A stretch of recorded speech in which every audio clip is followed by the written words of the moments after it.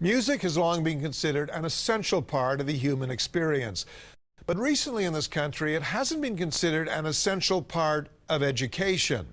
Facing tight budgets, schools have cut programs, and music has been about the first to go. It's a decision that some is saying is now leaving a troubling silence. The National Senior Arts correspondent Lori Brown takes a closer look.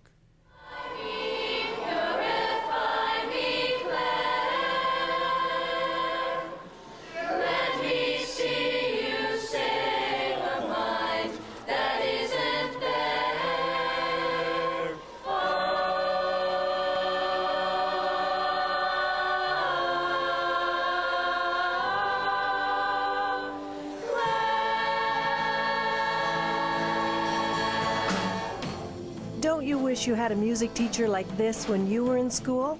One who would bring Canada's top alternative band, the Rheostatics, to your school and make them part of the high school band and choir? This performance will definitely be on the highlight reel of school memories for these kids, all thanks to a very energetic young music teacher. I've wanted to be a music teacher since I was about 12 years old. What is it that makes something that you teach a success? Well, it sounds cheesy, but you can see it in the kids' eyes. You can tell if they're enjoying it. And when they hit that magic line and rise above that, you know you're doing something right. After Christine finishes her solo, then we've got... Teacher David Reed has only been out of high school for 7 years himself. He couldn't get back here fast enough. It's his second year of teaching at Centennial Secondary School in Belleville, Ontario, and the second year he's brought a professional rock band into school, scored their music for the band and choir, and organized a public performance. All this on a shoestring and very little rehearsal time.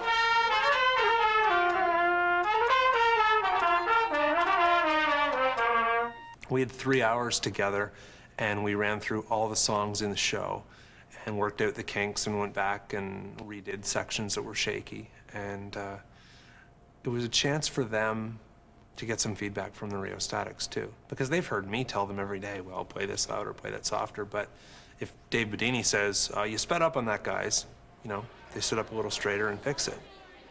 They don't just play, they talk together, finding out what a life in music is all about. How did your parents feel when you told them you were entering the band? How did your parents feel when you told them you were going to play in a band? I haven't broken the news to them yet. They don't know. Different styles of music, different career options. This music course runs the gamut, and student Tim Crawford likes that. I have nothing against regular band or choir music, but it's a good change to get a good variety of music. And you can study Beethoven, and he was a pretty good composer, but you can study the Rheostatics, and they do a good job too. There are few people who know more about the state of music education in this country than George Bishop. He's the president of the Coalition for Music Education in Canada. He knows that a great music teacher can change a student's life. My guess is the ultimate music teacher, the one who has the ability to stimulate kids at a great level, is probably no more than 10% of the teachers who are teaching music at the present time. And when you see them, they are the ones that are pushing water uphill. They're succeeding in spite of many of the problems that are there across the province. Everything in our public school system, from pencils to janitors, has suffered cuts over the last decade. But while you can be pretty sure that reading, writing, and arithmetic will always be there, you can't say the same for music. Just as science is telling us that making music is the best way for a child to develop brain power, our governments are telling us that music is a frill, and it doesn't deserve the same priority as other core subjects. So all bets are off. Music programs in our schools vary from virtually nothing to, in a few special schools, a symphony of musical opportunities during school, after school, and before the school day starts. It's 7:45 a.m. Choir practice for Howard Public School in Toronto. Between the primary and the junior choirs, the boys and the girls choirs, there are hundreds of children singing here all day, every day. John, can you play us a couple of spots there? Once again, it's a music teacher that has inspired this turnout, Margaret Stanfield. Not only are they motivated, they're good.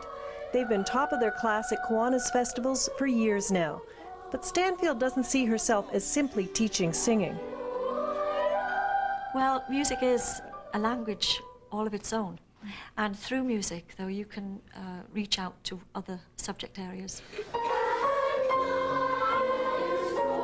Really, most of the children at Howard take it for granted that it's a great thing to sing and that it's a wonderful thing to go to the opera. When you have them sing and learn about reading music and going to the opera from a very early age, there are no preconceived negative thoughts. Howard Public is proud of its musical reputation, but for Principal Colette Lapointe-Kearney, each year it becomes harder to find the money to keep the music going. Music isn't funded by the province or the school board anymore. It now comes out of her own school budget, and music has a lot of competition. Well, the basics, you know, the reading programs. We have also many math textbooks we have to purchase on a yearly basis, science materials, social studies materials, phys ed equipment. We have a whole plethora of subjects we have to take care of, in addition to music. So we have to choose. This year the choice was to cut the $4,500 salary of professional accompanist John Godevas, who also writes and arranges for the Howard Choir. He travels to about 10 different elementary schools playing for choirs. Cutting him would be a serious compromise to the quality of the choir. Parents weren't going to let that happen. They got together the money to keep the accompanist. Stanfield is relieved and grateful for Howard parents coming to her aid, but feels uncomfortable with the precedent it's setting. It really grieves me that we've had to do this, because this is teaching music in a public system. And what I think will happen is that communities which can afford, as many of our parents can, which can afford to subsidize a program at a school, there are other areas in the city where that won't happen. It can't happen. Even the exceptional music program in Belleville has had to learn to sing for its supper. It costs money to put on a show like this with the Rheostatics, and the price of admission, $10, is integral to the survival of their ambitious band curriculum. The enthusiasm is there, but their instruments are falling apart. Well, Centennial Secondary School, as you'd guess from the name, opened in '67, and some of them are original from when the school opened. So 33 years of heavy use. Some of them are a bit worn.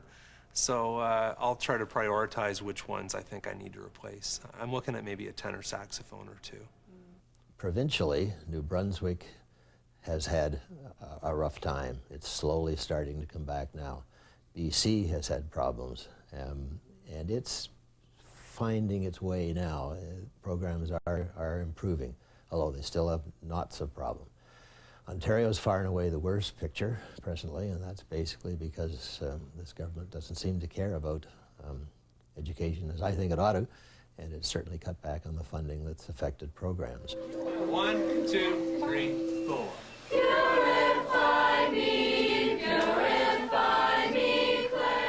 Cuts to education come from monetary concerns, rarely educational ones, which could explain why music, gym, and the arts have been hit harder than other areas. But Plato said, music is a more potent instrument than any other form of education. And in the last few years, research is proving Plato right. Children who are involved in music, not listening, but are involved in making music from the age 3 to 12, this affects how the neural pathways are connected in their brains. They develop spatial reasoning that children who don't take music don't get. And this helps them with maths and sciences and all sorts of courses at a later date. Making music makes you smarter. The people who know that are doing something to help schools across the country. CARIS, the Canadian Academy of Recording Arts and Sciences, came up with Band-Aid. We'll play the Band-Aid jig.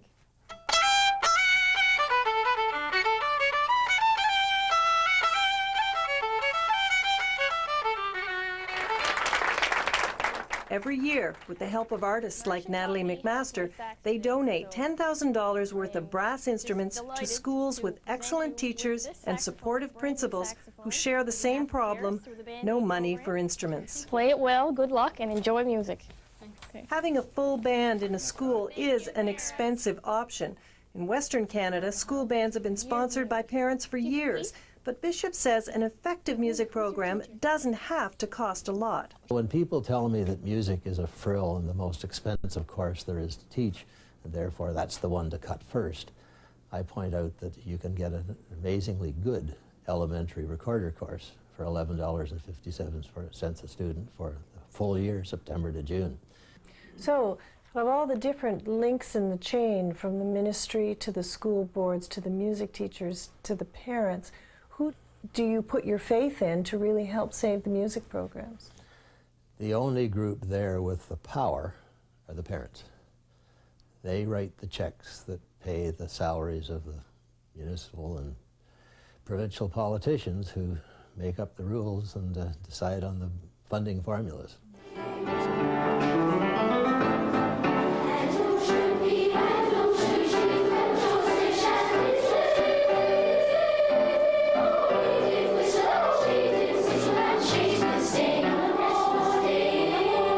You just have to look at these parents' faces to see how important music at school is.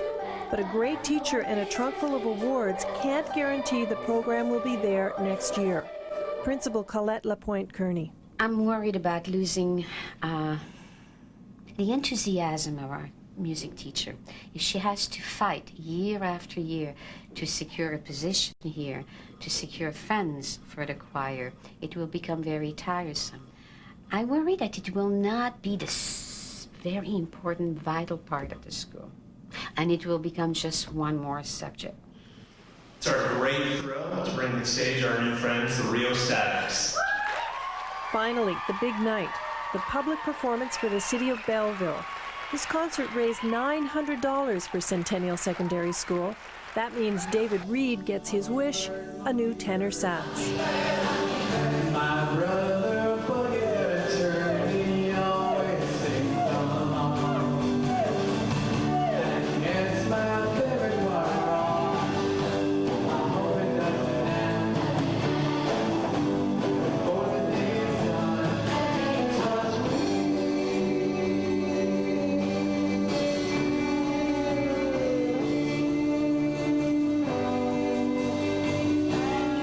What Tim Crawford gets is priceless, a high school memory he'll never forget. For The National, I'm Lori Brown.